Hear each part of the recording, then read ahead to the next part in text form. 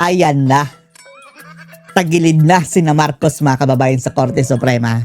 Ayun mismo yan ha. Dito kay Congressman Ungab mga kababayan sa isa sa mga petitioner mga kababayan sa mga maling ginagawa nitong gobyernong bangag mga kababayan dito sa ating bansa.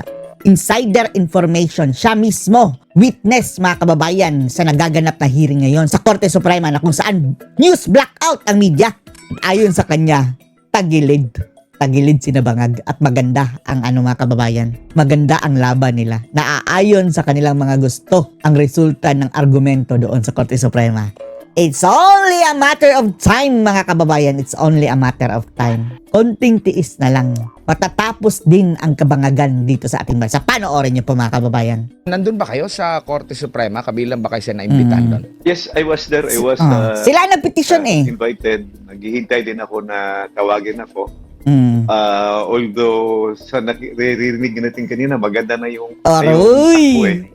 Maganda na yung takbo. Eto mga kababayan, balita natin, wala man lang nag-defend mga kababayan na mga outsider at saka doon sa mga huwes. Mukhang walang kagat mga kababayan sa eksplenasyon ng mga bangag. Maging yung sinamunsod mga kababayan, nilaglag na si bangag.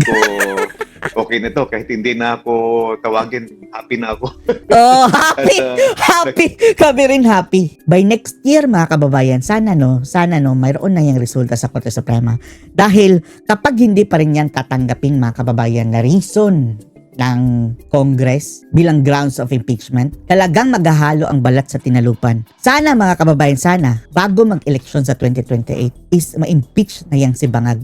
Dahil delikado dapat mapigilan mga kababayan na siya ang presidente habang nagaganap ang eleksyon dahil talagang sigurado tayong mangyayari ang napakalalang dayaan mga kababayan kapag si bangag ang nakaupo habang mayroong eleksyon. Kikita natin yung direksyon sa mga pagtatanong at sa mga presentation ng mga friends of court. Nakikita natin na friends of court. Parang sang-ayon sila sa ating mga views and opinions. No? See? Hindi lang sinabangag dito mga kababayan ha. Pati na si Ralph Recto.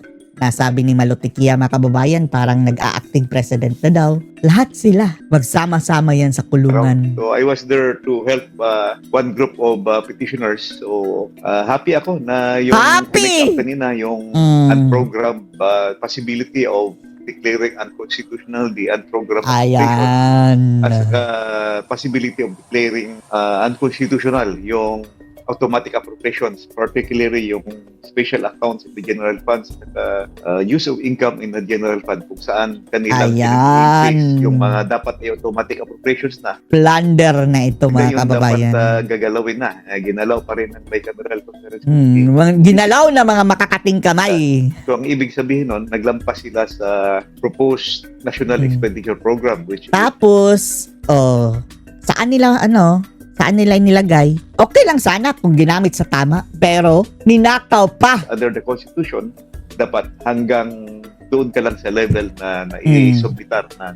Ayun! Kumbaga, doon po sa, kasi ang binigyan pa ng, ang mga walang lusot dito si bangag mga kababayan dahil pinirmahan niya.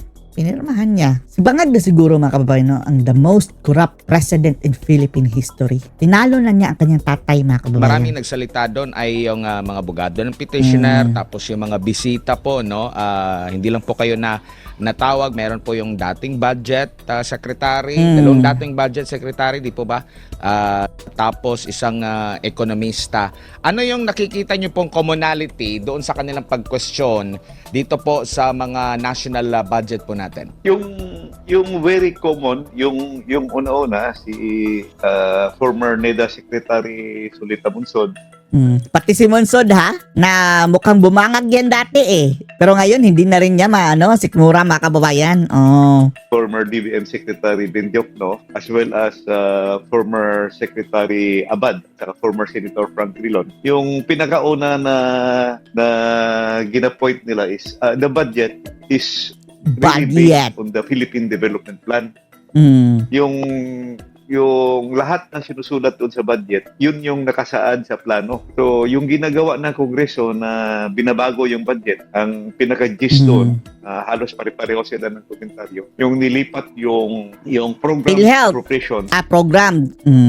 priority appropriation. Ang ibig sabihin nun, yung priority appropriations o program appropriation, yun yung pumasa na sa NEDA, pumasa na sa RDC, pumasa na sa DBCC, Development Budget Coordinating Committee, kaya siya nasama sa National Expenditure Program. Inilipat nung Congress, particularly Lipat ng mga buhaya! BICAM, kasi hindi naman ginalaw sa House, hindi ginalaw sa Senate, doon na ginalaw nila sa Bicameral Conference.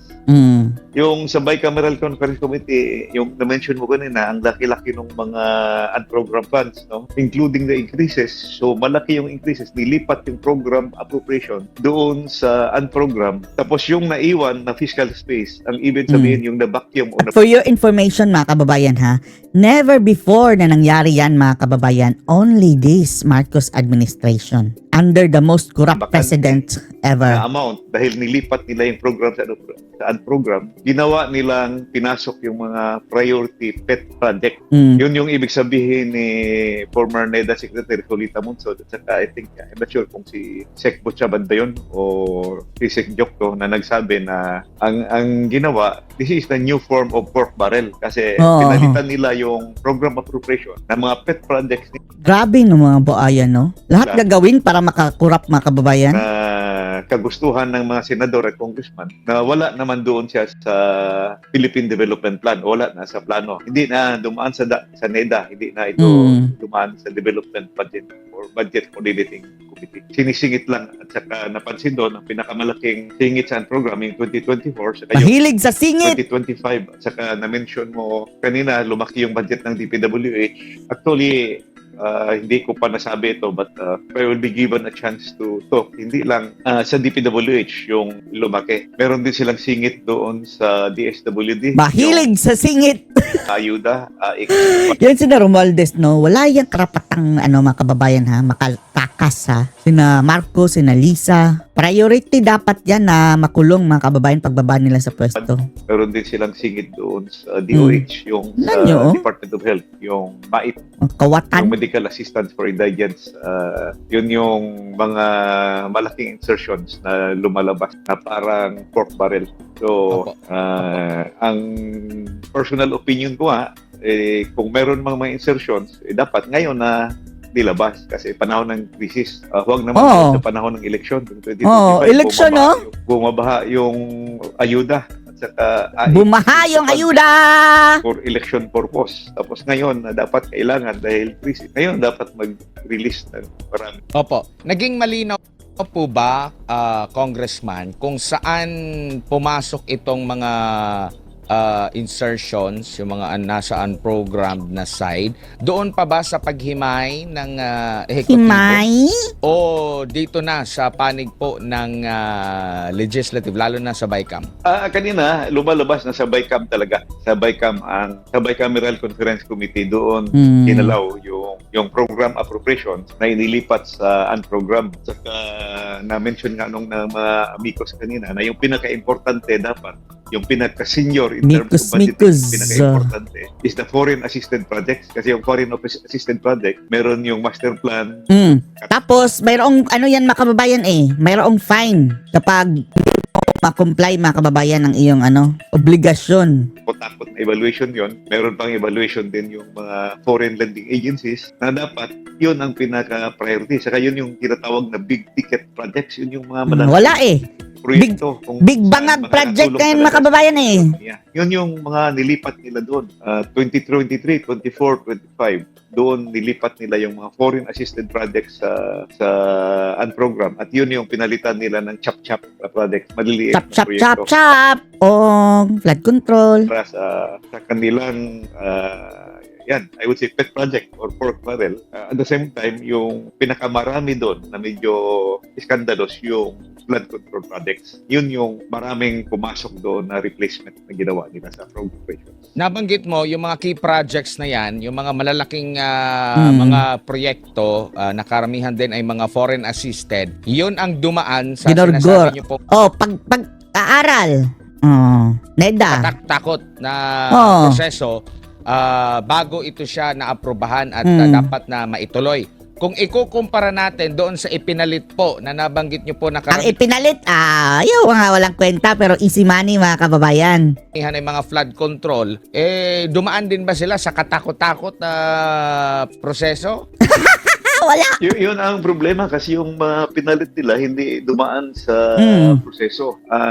As compared doon sa foreign assisted projects, yun yung malalaking project example, yung Pasig Marikina River Channel, yung Metro Manila Flood Control Project. Malalaki yun. Billion-billion yun. 11 Yan meron naman palang flood control mga kababayan na inistudyuhan. Bakit hindi nila yun inuna? Lalong-lalo na sa Metro Manila mga kababayan, ang matindi talaga ang pagbaha at tapos headlines talaga kapag Metro Manila ang bumabaha mga kababayan. 7 billion, 17 billion, malaki yung project. Pinalitan nila ng maliliit at chap-chap. So, Chap. in layman's term, tinanggal yung superhighway, yung pinalit yung maliliit na Kalye. kalsada. Okay lang kung kalsada mga kababayan na yun pang wala talaga. Ghost lang. Superhighway para sa flood control. So, saan dadalo yung maliliit mo na proyekto? Dapat yung maliliit mo pupunta sa isang main channel ng main flood control para yung tubig mo lalabas. So, ay tanong ko ngayon sa dilapitan ko noon, si former Secretary Bunuan. Sabi ko, hindi kaya ito ang dahilan sa pagbaha sa Metro Manila. Sabi, Posible. It attributed to the flooding in Metro Manila dahil nga gichap-chap yung Tapos sinaridon mga kababayan, dolomite ang pinagbintangan ng mga cooking, mga visit na mga parang mga unano. malalaking project, pinalitan ng maliliit. Ang tanong, kung nasa plano ba yun? Kung nasa plano ba yung mga pinalit nila? So, any alteration or any amendment na ginawa ng Kongreso, particularly sa BICAM, na wala sa plano, nawala sa Philippine Development Plan, is a major deviation sa Philippine Development Plan. Kasi yung ating budget dapat, ang target noon, sundin yung Philippine Development Plan para ma-meet natin yung GDP growth, ma-meet natin yung poverty rates reduction, ma-meet natin yung inflation rate na makontrol. Madami tayong tinatawag na macroeconomic plans, macroeconomic assumptions, objectives na alam natin hindi na-meet dahil hindi sinunod sa loob ng 3 taon yung project. So, Opo. if you will ask me, meron ba tayong malalaking projects in the past 2 years? Wala. Wala. Because Wala eh. chap-chap lahat yung malalaking projects. Walang ipagyayabang yung gobyerno. Flagship or big ticket projects. Dahil Ayuda lang pinagyayabang nila. ito ay nilipat sa program at gichap-chap, pinalitan ng mga program projects na let's say pet projects ng mga kongresista. Na inutil. Opo. Ito po ba ay kabilang doon sa nakikitang paglabag na dapat kung ano po yung inendorso na proyekto or programa o budget o mga plano ng executive, doon kayo mag-stick. Hindi pwede kayong gumawa ng sarili ninyong project at hindi rin pwedeng taasan yung budget na hinihiling ng executive. Hiwalay pa ito po na nakikita nyo pong paglabag po, Congressman. Yung pagtaas tapos yung pagpapalit ng hindi naman ito nabanggit sa executive. Bakit nyo pinalitan? Tapos meron pang issue na mas mataas pa yung budget na hinihingi kumpara doon sa hiniling ng executive. Yes, basically dalawa yung Pinatubuan pa mga kababayan na bawal na bawal. focus mo na yes, na take up din yun doon. Yung pagpalit ng mga proyekto at saka second, yung paglumampas ka sa budget ceiling na disubmit ng executive department. So yung unang tanong, kung magpapalit ka ng proyekto, actually, legally, constitutionally, yes, pwede yun kasi nasa power of the purse yun. However, pag ang pinalit po ng mga proyekto ay wala sa Philippine Development Plan, wala sa medium-term financial framework, medium-term plan, financial plan, sabihin nun, you will be debating. Lalayo ka sa plano. So, during my time noon, nung akong chairman ng appropriations, pumapayag ako noon, kinukonbinsi ko yung committee ko, pwede kayong magpalit provided nasa plano. Nasa plano yon ng Philippine Development Plan. Ang ibig sabihin, bumalik ka sa district engineer mo, bumalik ka sa regional director mo, bumalik ka sa NEDA or sa RDC. Kasi yung Regional Development Council, yun yung nagpa-finalize ng plano doon sa region, sa distrito. So kung wala sa plano, huwag mong ilagay kasi kung wala sa master plan, baka makabara lang yun sa yung flood Mga control buhaya eh. plan. Kung wala sa plano, baka Crocodiles. yung karsada mo, baka traffic lang. So, Dapat kasi mayroong doon sa NEDA mga kababayan, mayroong pag-aaral. sa city planning or provincial planning yung kalsada na i-insert mo nilagay. So, technically, yes, pwede kang magpalit pero dapat kasama sa plano. Pero kung ang ipalit doon na proyekto, wala sa plano, ay that is a major deviation. Lalayo ka at most likely ang effect doon, hindi mo tatamaan yung targets mo, growth rate, at saka lalaki ng lalaki yung budget. Yung second issue, kung ang mga pinalit na proyekto is lalampas doon sa original proposal or original ceiling, bawal yun. Nasa Philippine Constitution yon that the Congress cannot increase. Ang word on is may not increase. Congress may not increase the proposal of the President or the Executive Department. So, yun yung ibig sabihin doon, yung computation sa unprogrammed fund, yun yung pinagdidibetehan kanina. Kasi the Soldian is claiming na hindi kasama sa computation yung automatic appropriations at saka yung unprogrammed fund. Ang contention naman ng mga petitioners kasama sa computation. The late Ed Selagman is saying that, which I personally agree, the Constitution did not distinguish between program or unprogrammed funds. At sinabi lang, na total funds, hindi ka dapat lalampas. So, I hope that the Supreme Court will rule in favor of the petitioners na yung pag-increase mo ng unprogrammed funds, dapat counted yun and should be included as an increase or I would say exceeding, no? Naglampas na yung approved budget na ginawa ng Kongreso dahil doon sa increase ng dahil sa ang inakyat nila yung budget more than what was proposed. Opo. Kung halimbawa may isa pong budget na naaprubahan na, no? So, obligado ba si gobyerno na maglabas ng pondo, unahin yung mga proyektong nakaprograma, yung mga tinatawag na program funds? At kailan naman po mapopondohan yung mga nasa kategorya po ng unprogram funds? Lagi naman po tayong deficit. Mas Kaya malaki po yung ating gastos kumpara doon sa nakokolekta o kinikita ng uutang siguro. Gobyerno. Pangungutang nila. Ang standard po ba niyan? Unahin muna natin itong nakaprograma kasi ito yung talagang dumaan sa mga pagsusuri, naaprubahan, ni-request bago yung unprogram. Ano po ba yung tamang patakaran po dyan? Technically, dapat mauna talaga yung program funds, no? Kasi budget as release document na nga. Kaya lang, nung pinalitan nila ng mga panibagong mga proyekto, so I think meron yung mga conditions bago ma-release. Second, yung totoo, yung sabi mo na ever since, budget deficit naman talaga tayo. It was only during the time of the late President Fidel Ramos na nakamit tayo ng targets at naglampas kunti. And one Kunti lang. year or 2 years, almost all through the years, budget deficit ang Pilipinas. So supposedly, ma-release lang yung unprogrammed funds pag meron kang new sources of fund or nag-exceed yung budget mo or sa foreign assisted projects, meron kang foreign loan. So, yun yung isa sa mga questions kanina that I hope the Supreme Court will also rule. Dapat yung unahin pag-release yung program fund. Pero Talaga. dapat Oh, nakapalo ka talaga doon. Ang kaululan kasi nila mga kababayan first quarter pa lang, January, February, March, napondohan na ang unprogrammed fund. Na supposedly, pondohan lang yan mga kababayan kung mayroong extra. Bakit nauna pa? Tapos yung talagang program, wala nang pera. Budget proposal Ninakaw. in accordance with the Philippine Development Plan. Opo. At saka yung pag-release sa program funds, I think kasama yun sa hinihingi ng mga petitioners na maklaro din yung policy doon ng Supreme Court. Opo.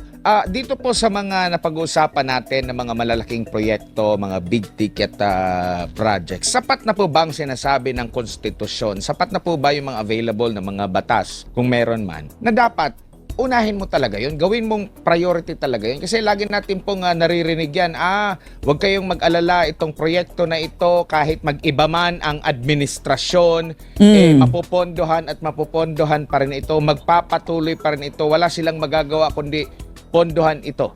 Kong. Well, I think yung priority flagship priority program projects, klaro yun sa konstitusyon na yun yung unahin. In fact, meron na rin tayong mga batas na nagsasabi unahin din pagbayad yung mga loans natin. So, kasi yung mga malalaking loans, yun yung mga big ticket projects, yun yung may economic impact talaga kasi pinag-aralan talaga yan.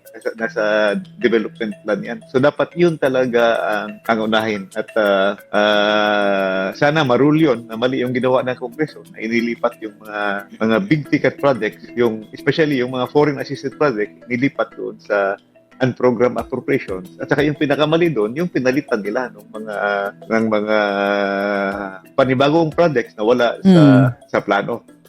Yun yung sinasabi ni former Secretary Neda Sulita Bungsod. There is a new form of pork barrel, which yung sinasabi na pinapalit doon sa program appropriations na in-export nila o nilipad doon sa program. Opo. Bago lang si partner ko rito, si Almar, no? Kanina, meron pong hiniling si Senior Associate Justice Leonen na mag-submit, no, for the next na oral argument. Ang parang next week ata hinihiling, basta sinabi ni Senior Associate Justice Leone na isubmit ninyo lahat ang SARO, hindi lang yung community, lahat talaga ng mga para sa mga pag-release ng budget. Gaano po kahalaga ito, sir? At makakatulong po ba ito na malaman talaga na kung ano man ang maaring mga paglabag na nagawa po, Congressman? Agree ako doon na ginawa ng Supreme Court na pinasubmit sa kanila yung individual releases, yung individual SARO. Unang-una, kung na-meet ba yung trigger, ang ibig sabihin, kung na-meet ba yung pag-release ng unprogrammed appropriation, kung ma-release lang siya, kung number one, kung merong excess funds. Number two, kung may new sources of funds. Number three, kung merong new foreign loans to cover the releases. No? So, yun. Pangalawa, malalaman natin kung saang distrito o saang probinsya o saang region pumunta yung na-release na pondo. So, malalaman din doon kung sinong nag-request ng SARO. Kasi meron yung request ng department. So, it can reveal a lot of things. And I hope sa paglabas na yan, may pakita na yung detalye. Yun yung mga hinahanap namin noon pa na hindi pa nabigay sa amin sa mga request namin noon during budget hearing. Ito pala yung maganda noon pa na ipasubpi na pala, Congressman, kaysa doon sa mga pinasusubpi na pala ngayon. Pero ang ano ko po is, meron po ba sa batas na dapat maging available ito kahit sino man? Itong mga SARO na ito kasi public hindi po ba ito may tuturing na public documents dapat dapat hindi tinatago, hindi pahirapan yung pag-access nito para bilang parte po ng transparency. Well, in a democracy dapat transparent and accountable lahat, no? Ang tatadaka ako bakit pahirapan yung itong 2026 dahil bangag budget. Humihingi ako nung yan, yung hinihingi ko, yung amount of releases ng unprogrammed fund. Ang tagal bago dumating, natapos na lang yung budget hearing bago pa lumabas. Saka yung nabigay sa akin, yung mga summary lang. Wala akong nakuhang detalye na katulad ng hinihingi ngayon ng Supreme Court. I think they are obliged to provide to the Supreme Court kasi makukontempt sila pag hindi nila ibigay yun sa Supreme Court. So, anong masasabi dito mga kababayan sa bagong mga nagaganap sa Korte Suprema? Post your comments below.